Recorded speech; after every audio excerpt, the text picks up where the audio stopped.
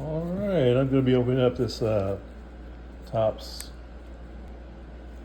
1976. Yeah, there, see it, 1976 trading cards.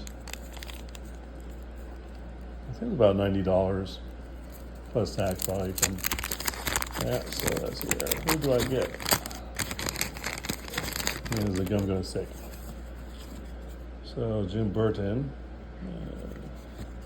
St. Louis Cardinals team card. Enzo Hernandez.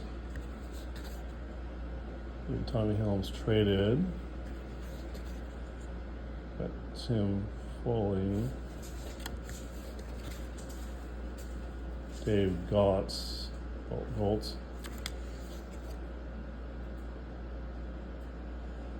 Jim Crawford. Anthony Thornton.